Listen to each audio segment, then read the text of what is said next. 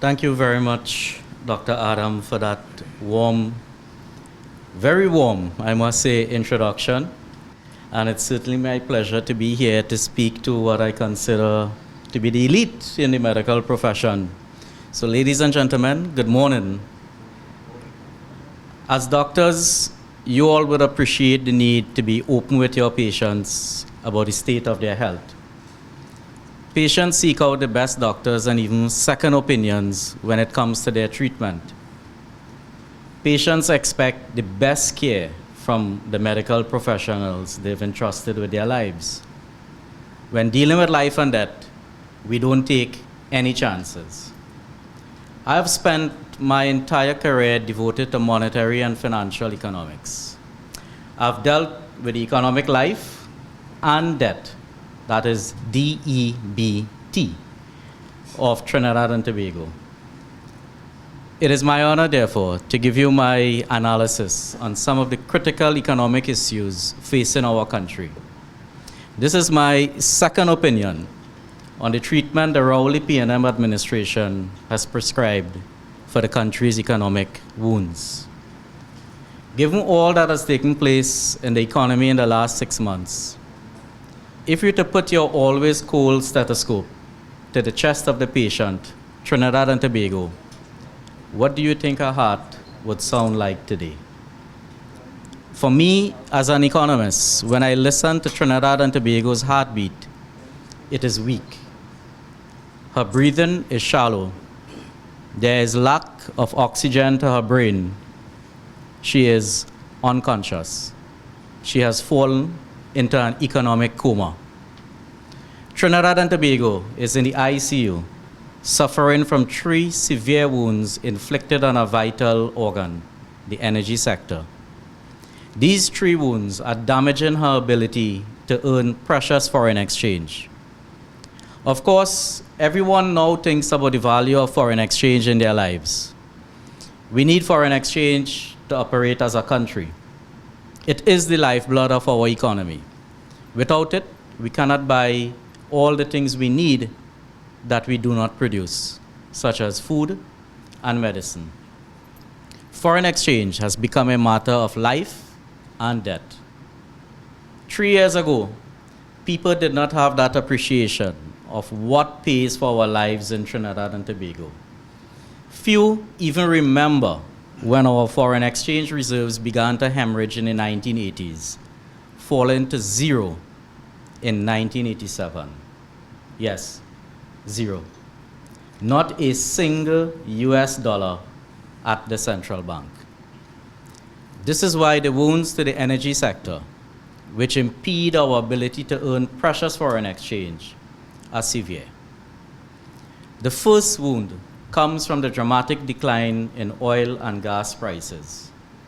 The oil price has dropped from an average of US $93 in 2014 to about $33 a barrel in early 2016. That's a decline of 65%. Natural gas prices have fallen from an average of $4.40 to about $2 per million British thermal units, a decline of 55%. Energy prices are expected to remain persistently low over the next few years. We can't stop the blood flowing from this wound. Energy prices are outside our control since they're set by events in the global energy market. The second wound to our vital energy sector is caused by the prolonged shortages of natural gas. These shortages started over the past few years as the major upstream energy companies have been shutting down operations to carry out upgrade and safety works at their plants. This has led to a steady fall in natural gas production. The shortage is around 400 million cubic feet of natural gas per day. This is the volume of natural gas that could power the entire country on a daily basis. This volume of gas could also power one of our 7 methanol plants on a daily basis. The irregular supply of natural gas is having a ripple effect on output of LNG and petrochemicals, methanol, ammonia, urea, and iron and steel, our main earners of foreign exchange. This wound is expected to heal slightly towards the end of 2017 when additional modest supplies of natural gas come on stream. The third wound that has injured our foreign exchange earning ability comes from restructured capital allowances for oil and gas companies. This fiscal incentive was introduced in 2014 to improve the investment attractiveness of our energy sector. It allows energy companies to claim 100% of their capital expenditures on exploration faster in 1 year against taxable income. While the accelerated capital allowance has more than doubled drilling activity for oil and gas, it also means some energy companies may pay little or no corporation taxes for the next few years. So, while this wound has seriously affected our economy's health, it should close when discoveries of oil and gas are monetized. Tending to our economy's wounds in the ICU is none other than our OJT Minister of Finance. Despite his best efforts to sound like he knows what he's talking about, the Minister of Finance lacks qualifications, expertise, and training in economics and finance, and is exhibiting the worst histrionics and melodrama in the ICU. He is woefully attempting to operate on the patient without first stabilizing her vitals. Lacking the requisite economic and financial skills, it's a frightening scenario where an OJT is playing doctor to our wounded economy. Last December, I had announced Trinidad and Tobago was officially in recession, and the full-blown effects would be felt in 2016. The Minister of Finance was aware of the country's recessionary conditions since September 2015, when, at our very first meeting, I had presented him with a customary brief on the health of the economy. He should have told citizens during his budget presentation the reality of the situation we were facing and put the necessary policies in place instead of trying to hide the economic wounds with Band-Aids and throwing away 6 months' worth of treatment. The Minister of Finance showed his inexperience by trying to sound like he knows what he's talking about when he publicly disputed the validity of my statement that we are officially in a recession. The minister demonstrated his ignorance of the division of the statistical work between the central bank and the CSO when he indicated he would await information from the CSO to determine whether we were truly in a recession. Hopefully, by now, one of his many economic advisors who've worked at the central bank have told the Minister of Finance the CSO does not have the people, money, and technical resources to produce quarterly real GDP, which is necessary to make a pronouncement on whether Trinidad and Tobago is in recession. In fact, it is the central bank that has been producing and reporting on quarterly real GDP data for the past 25 years. It therefore seems the Minister of Finance has a very long wait on his hands for the confirmation of a recession from the CSO, a fact to which he sheepishly admitted in his mid-year budget review when he said there are still no official estimates of GDP from the CSO for 2015. While the Minister of Finance is still in denial about whether we are in a recession, the central bank's latest economic bulletin, released just a week ago, again validated my announcement that Trinidad and Tobago is in a recession with the worst still to come. Real GDP contracted for each of the 4 consecutive quarters in 2015. The economy declined by just over 2% for the entire year, faster than the fall of 1% in 2014.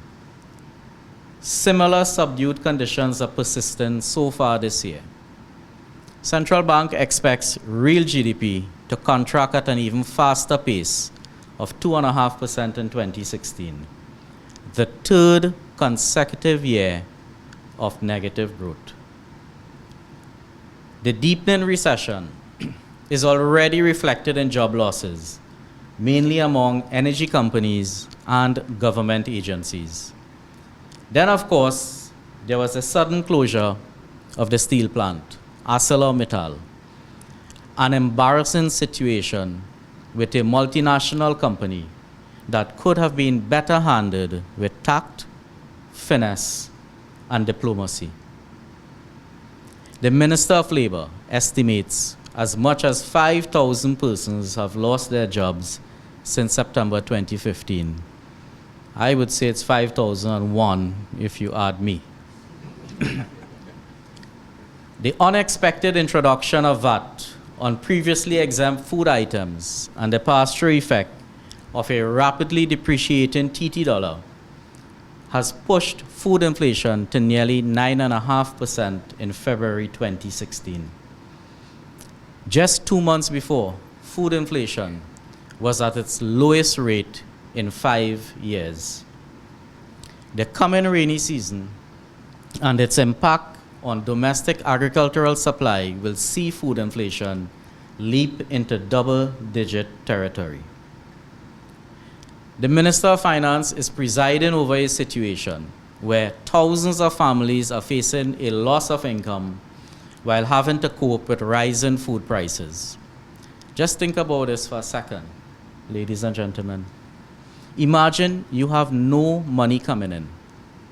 Maybe you have some savings in the bank, but you don't want to use it because it's all you have. How do you buy food? How do you have the courage to go to the grocery? On this point, I'd like to suggest that the government consider offering food cards to persons who've recently lost their jobs, at least on a temporary basis. The hardship facing thousands of families must be of great concern to the Rowley PNM administration, especially as this was not what it predicted in its 2015 general election manifesto, which the Minister of Finance authored and presented to the people.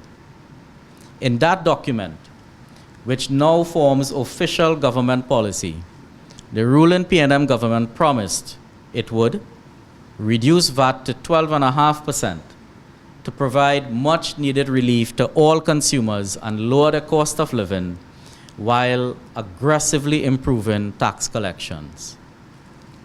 The manifesto was strangely silent on bringing previously exempted food items into the VAT net. It is now a sobering reality that the reduction of VAT to 12.5% has neither provided much needed relief to all consumers, nor has it lowered the cost of living. In fact, it has done the opposite. Some families are now paying as much as $500 more for basic food items and will pay at least another $500 more in motor vehicle fuel, as well as pay higher prices for household items. Most retailers are claiming that because of higher transportation costs due to the reduction in the fuel subsidy, increases in the Green Fund and business levy, and depreciation of the TT dollar, they cannot reflect the VAT reduction in their final prices. Fiscal policy done right can be a most powerful form of medicine to treat the 3 wounds that are hitting the country's foreign exchange and energy revenue. fiscal policy done wrong can further poison our economy. Truth be told, government's fiscal reforms are a step in the right direction. But by now, the minister and his many economic advisors should have figured out they've made a mess of the timing, sequencing, and management of these policies, and their implementation is poor. Last June, with a general election on the horizon, I had advised that a new government would have to initiate politically unattractive but durable fiscal reforms within the first 2 years of coming into office. The goal would be to put the fiscal accounts on a stable footing. As I had indicated, these fiscal reforms must address reduction of fuel subsidies, duplication and poor targeting of social programs, leakages of the VAT caused by extensive exemptions and zero ratings, and broadening of the non-energy tax base. These are the areas where there is the most inefficient use of government resources. These fiscal measures are painful, but they would have been painful at any time, whether in a boom or a recession. It's like amputating an infected limb to prevent the infection from spreading. It must be done, but it must be done right the first time. What confuses me as an economist is how could the Minister of Finance and his many economic advisors, when they were writing the PNM's 2015 manifesto, the blueprint for its current policies, failed to take into consideration the need to properly time and sequence these policies. The Rowley PNM administration, just 8 months into office, has clearly shown how weak and hollow its 2015 election manifesto has turned out to be. Where in any of their current policies do they demonstrate the party had spent the last 5 years developing the necessary policies and programs to rebuild our country and our economy, restore confidence, equity, and social justice, and enhance and improve every area of national life? Are their current policies really the best they can do after spending 5 years on policy development? Reducing the fuel subsidy, increasing taxes, depreciating the TT dollar, and lowering the VAT all at the same time with a big bang means these policies are working against each other to cancel out the positive effects they were intended to have. It is no surprise Moody's again downgraded Trinidad and Tobago last week, stating the government's policies are unlikely to have any timely effects because of weak execution. In addition to timing, sequencing, and management, the policies are being negatively received and opposed because the uncaring and haughty bedside manner of the Minister of Finance leaves much to be desired. Change is never easy, but it can be properly managed. The minister should have done a much better job talking to people, trying to show us the economic case for why we could not continue with business as usual. I am sure the minister remembers it was the Robinson NAR administration which implemented the necessary, harsh, and painful measures in the late 1980s to save our economy when the global oil market collapsed. However, plain arrogance was a reason behind the attempted coup in July 1990, and it cost the NAR the government in the 1991 general elections. The minister must pay close attention to his demeanor, tone, and manner, as others have pointed out as well. Hypocrisy and disregard for public sentiment will not cut it in these difficult times, nor will spite, hate, and vindictiveness. An economy cannot be managed by VAPs, VOOPs, and Vike. The effects of such misguided policies will mean you are simultaneously running down foreign exchange reserves, increasing food inflation, worsening confidence, and pushing the economy and those who are vulnerable closer to the edge of the poverty cliff. This blatant policy failure shows up the amateurs in the present cabinet of Trinidad and Tobago, who all agreed to make the PNM's 2015 manifesto official government policy. 1 week ago, the Minister of Finance presented his mid-year 2016 budget review, or as is now called Budget 2, with characteristic self-importance. What did he tell us about fiscal policy? What did he not tell us? He indicated the fiscal deficit is expected to worsen to $6.3 billion, or 4% of GDP, much more than originally anticipated when he read the 2016 budget in October of 2015. By his own admission, the Minister of Finance lamented there has been a reconsideration of the government's original target of achieving fiscal balance by 2018. Instead, spreading the fiscal adjustment to 2019-2020 would seem to be a more realistic target. What he didn't tell us was that the Rowley PNM government intends to run fiscal deficits for each of its contemplated 5 years in office. This means they must borrow to finance these fiscal deficits over those 5 years, pushing up public debt to uncomfortable levels. This year, the Minister of Finance plans to fill the huge fiscal hole through a heavy reliance on large, extraordinary, non-energy revenue inflows. These inflows represent proceeds for the sale of Clico's assets, receipts from the Phoenix Park IPO, capital repayments from Trinidad Generation Unlimited, and dividends from the natural gas company. These inflows are one-off and will not be repeated in coming years. The minister needs to tell us what national assets he intends to sell over the next 4 years to help finance the fiscal deficits. What he has told us about one important national asset, our Heritage and Stabilization Fund, the HSF, is disturbing. The Minister of Finance, with his usual arrogance, stated the HSF is not, as some believe, a trophy to be kept on the shelf and never to be touched.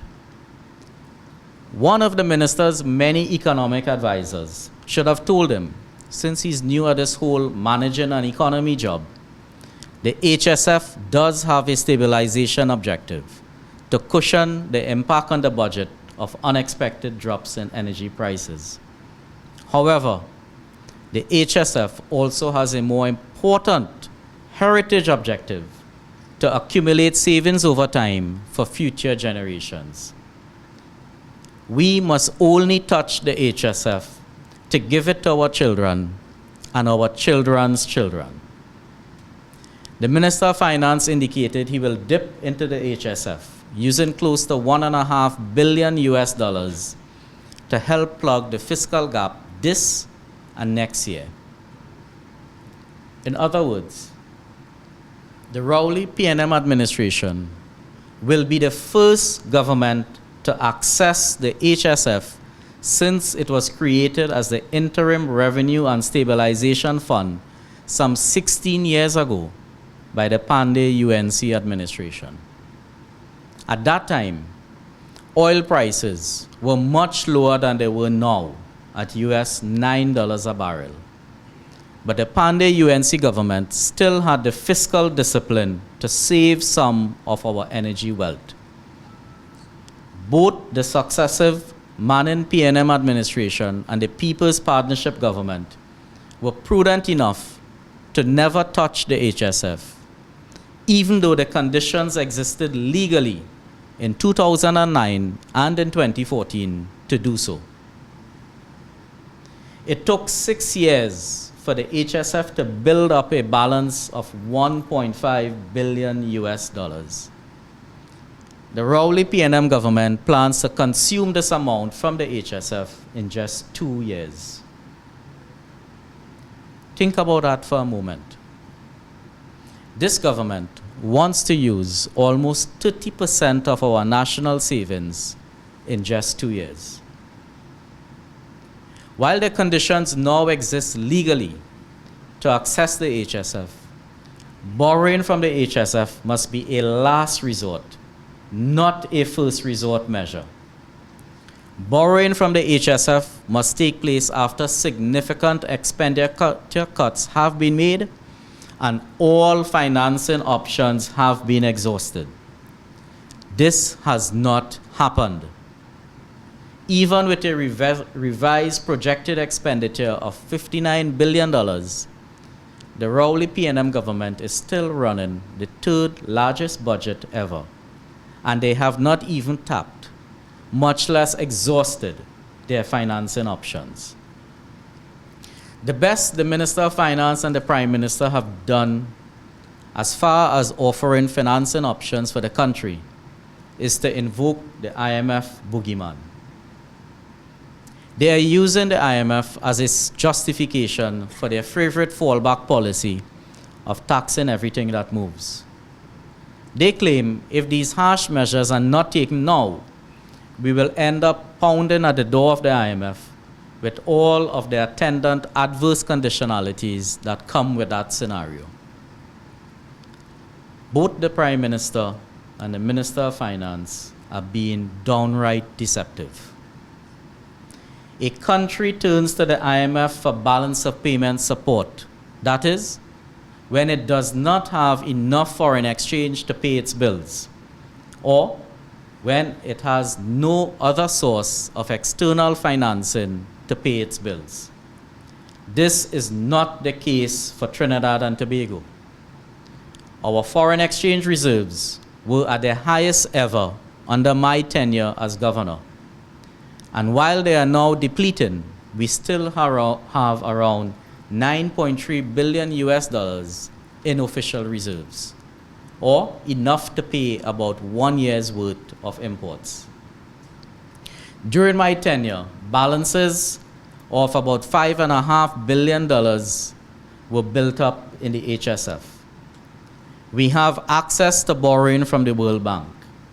We have access to borrowing from the IDB. We have access to borrowing from CAF, the Latin American Development Bank, a door for financing I opened as governor.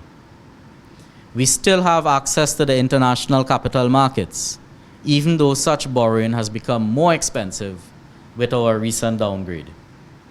We have access to our diaspora for financing, and we have access to the BRICS New Development Bank when they officially open later this year. So, unless the Rowley PNM government mismanages the Trinidad and Tobago economy, like the PNM did in the 1980s, we are a long way from the doors of the IMF. It is no surprise to many that the PNM is sinking faster than the Titanic when it comes to mismanaging the economy. The PNM has never managed an economy in a downturn. During the Chamber's PNM administration, the price of oil started sliding in 1982, and in early 1986, the global oil market had collapsed. The PNM was voted out of office in December 1985 as the economy slipped into a deep recession. Now in 2016, they seem bound to failure when it comes to economic management. The many Swadisa economic experts in the PNM missed a critical window of opportunity to advise their inexperienced Minister of Finance on how to stabilize and manage the economy. As a result of a 6 months delay, trying to get real GDP figures from the CSO and Vitorin, we've lost a year towards stabilizing the economy. Given the recently introduced policies will need at least another 6 months to have any impact. The bottom line is the budget will not be balanced until after 2020. Despite having promised on the campaign trail to save our economy, despite having a plethora of economic advisors and the Economic Advisory Board, the Minister of Finance has been a genuine failure at fiscal policy up to this point. Could the Minister of Finance redeem himself with his management of another key economic area, exchange rate policy? He and his new puppet, the central bank governor, are now running down the country's reserves. The minister has unleashed the devaluation genie amongst the people, prompting fears that 10 to 1 is murder. Under his watch, the TT dollar has depreciated to its lowest level since it was floated by the Manning PNM administration some 23 years ago in April 1993. In just 6 months, the TT dollar has lost close to 7.5% of its value against the US dollar and is now being sold to the public at upwards of $6.85. The minister's target exchange rate of $6.81 to defend the TT dollar has already been breached. And the TT dollar is set to lose even more in value. The Minister of Finance is therefore failing at exchange rate policy. Small island economies like Trinidad and Tobago require exchange rate stability, not exchange rate uncertainty.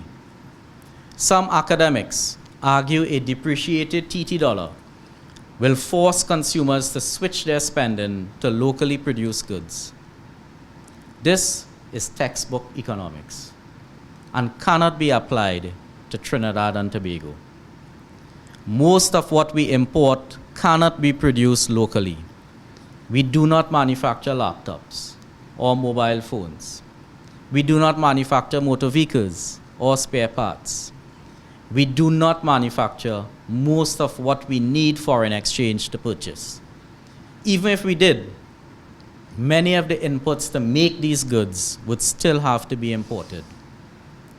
Any suggestion a weakened TT dollar will improve our competitiveness is terribly misguided. In his October 2015 budget statement, the Minister of Finance stated that reverting to the old foreign exchange distribution system and clearing the backlog of arrears of foreign exchange demand would solve the shortage of foreign exchange. Yet, despite selling over $1 billion to commercial banks over the past 6 months, many small and medium businessmen are still vociferously complaining about who gets foreign exchange, how much they get, and when they get it. Sales of foreign exchange remain concentrated among bigger business entities. That is why I made changes to central bank's foreign exchange distribution system to make foreign exchange more widely available and its access equitable. This shifted the status quo and weakened the monopoly position in the foreign exchange market held by the country's largest bank. And this is why the change I implemented was so fiercely resisted. I find it refreshing now to hear the Minister of Finance, who seems to be the self-imposed governor, use my previous explanations for the shortages in the foreign exchange market to defend the actions of the central bank.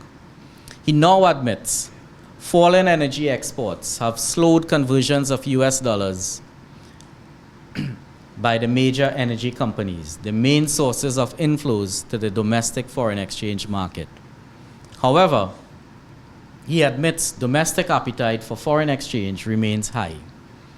The combination of lower supply and robust demand has resulted in a widening foreign exchange gap. Interesting. If politics doesn't work out for the Minister of Finance, then he could contemplate becoming a singer, as he sure can change his tunes faster than Justin Bieber. The minister once told the parliament in his usual expert on everything manner that I had tampered with the foreign exchange system. However, when he instructs the central bank to pump $500 million from its reserves into the system outside of its regular interventions, he doesn't call that tampering. We've returned to the old distribution system. I was illegally removed, and the foreign exchange problem still persists. What makes it even more peculiar is that certain members of the business community who were so eager to assist with the agenda and complain morning, noon, and night have now gladly accepted the minister's explanations for the difficulties in accessing foreign exchange. It's easy to see why. When the president of a business association, who was one of the biggest complainers from the manufacturing sector, is now an advisor to the minister. No one has called on the new governor to explain why they still can't get foreign exchange.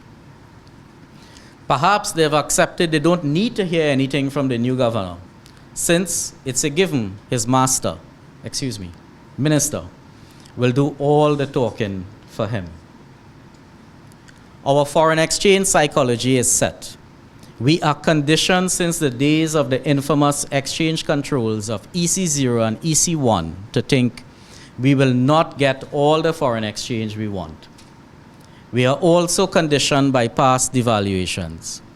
50% in January 1987, 18% in April 1988, and 35.5% in April 1993, to expect the price of foreign exchange will go up. We are conditioned to think when we are getting foreign exchange at $6.30, it will go up at some point. So let's buy. We know that rate will only go up. So when it costs $6.70, we should buy. Because it won't stay there. It will be devalued and could go to $7 or $8 or $9. Therefore, we are to a large part trapped by our own foreign exchange psychology, which could create a self-fulfilling prophecy. One treatment the Minister of Finance is proposing to curb foreign exchange demand is the 7% levy on online shopping from popular US retailers. There is limited empirical evidence to inform a proper discussion about internet taxation. The minister is yet to quantify the extent of foreign exchange leakages due to online purchases from US retailers. The available data relates only to foreign exchange demand associated with all credit card payments. Online shopping is but one way we use foreign exchange through our credit cards. We pay our hotel bills, buy food, pay for transport and general purchases with our credit cards when we visit the United States and other countries. So singling out online shopping seems like a knee-jerk reaction to the situation. Or maybe the minister is pandering to vested business interests. One businessman who has made his millions using our foreign exchange to import cheese and sell to locals complains online shopping is unfair competition. Competition, yes. Unfair, no. Competition is part of doing business. The 7% levy on online shopping is inconsistent with the principles of optimal taxation. A tax should induce little change as possible in consumer behavior. The Minister of Finance is using the levy to play some kind of Solomonic role to change consumer behavior. The decision to purchase online must be made solely on the basis of consumer choice price, quality, and convenience, not on the basis of a tax that unfairly burdens one business model over the other. A tax should not be borne disproportionately by individuals and households. The 7% levy is, however, an unnecessary, disproportionate tax burden on citizens who already pay import duties of around 20% and VAT at 12.5% on their online purchases. And a tax should reflect what is sold, not how it is sold. By the minister's convoluted logic, the major retail and distribution companies, which put even greater strain on foreign exchange, should also attract the 7% levy on online shopping. The flawed exchange rate policy is not the only place the Minister of Finance has demonstrated convoluted logic, aided by his friend in the central bank. Let me go back to November 2013, during the debate to increase the borrowing limit for Treasury bills and Treasury notes. And let me quote the current Minister of Finance, who was then in opposition. He said, and I quote, "But since the government is not doing its work, its friend in the central bank is moving in to try and help them out to deal with the mess that they've created in our economic system, Mr. Speaker." End of quote. These words are now coming back to haunt the minister. Come March 2016, the new governor is giving the Minister of Finance unfettered access to borrow almost $2 billion held in a blocked account at the central bank to finance the government's burgeoning fiscal deficit. The funds in the blocked account at the central bank are Treasury securities. By law, these Treasury securities are to be used by the central bank specifically in the conduct of its monetary policy and liquidity management. These funds are not to be used to finance government spending. Section 3.1 of the Treasury Notes Act states, for the purposes of promoting monetary, credit, and exchange conditions most favorable to the government of Trinidad and Tobago, the minister may borrow in Trinidad and Tobago by the issue of Treasury notes.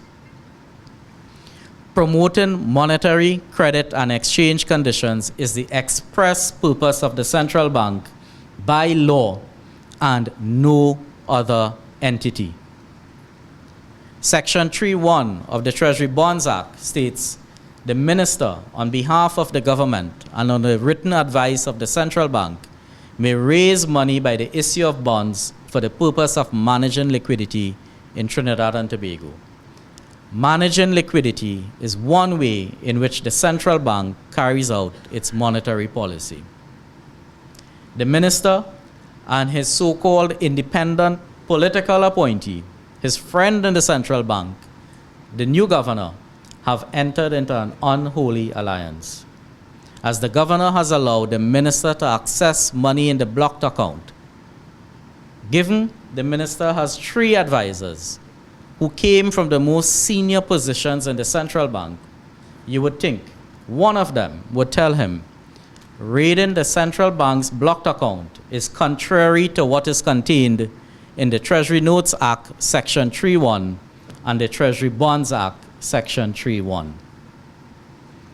Incidentally, no one has referred to the new central bank governor as a political appointee. It seems as if the many local central banking experts still think I was the only one of the 10 central bank governors to have been appointed by the political directorate. They somehow hold the new central bank governor to an imaginary higher standard, that somehow his appointment is sacred over all other governors. Yet his appointment is the most tainted in the history of the central bank. He is no sacred cow. Let me say a few words on the CLICO resolution plan.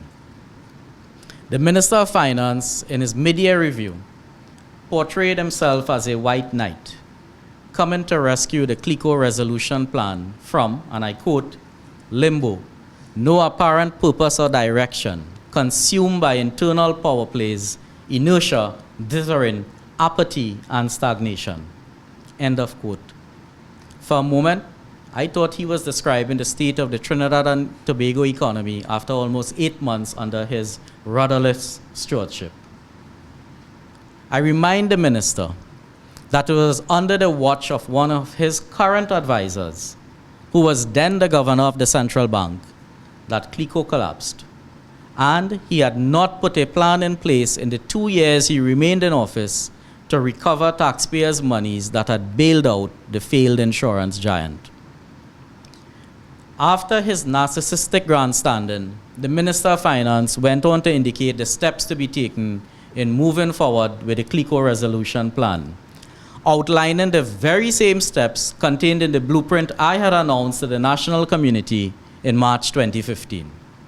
In other words, in the words of last Sunday Guardian's editorial, the minister may have taken utter shamelessness to a new place.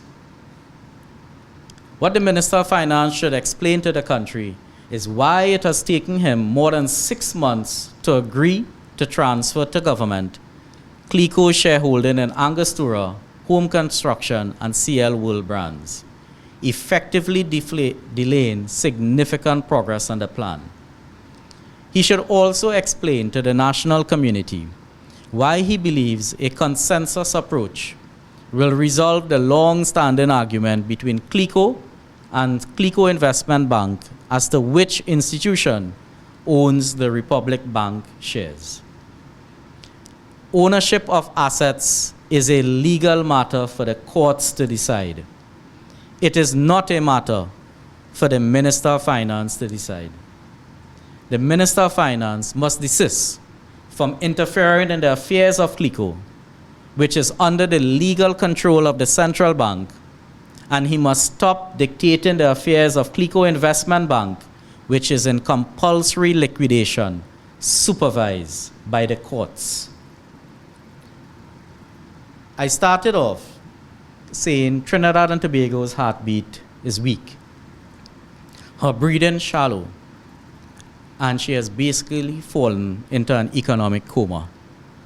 And I believe I've given you the reasons why she is stricken. However, Trinidad and Tobago is not in a crisis yet. There's hope, and we have many options for generating revenue and foreign exchange. One option available to the government is the fast-track monetization of the giant Loran Manatee gas field that straddles Trinidad and Tobago's maritime border with Venezuela. This field has 10 trillion cubic feet of natural gas. Such an arrangement will improve the reliability of natural gas supply.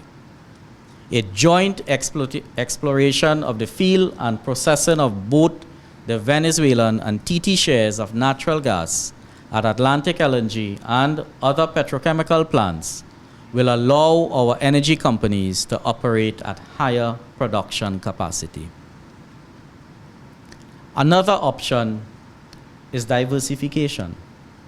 We've been grappling with the conundrum of diversification for many years, with few tangible results other than the successful move into the downstream energy sector. Diversification must generate foreign exchange.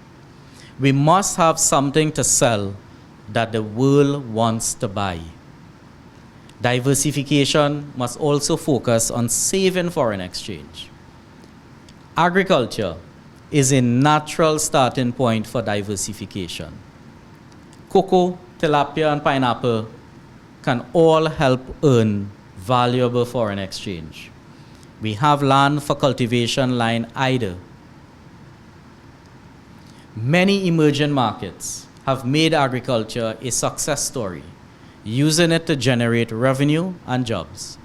From Peruvian asparagus to pineapples from the Philippines, to coffee from Kenya and vanilla from Madagascar.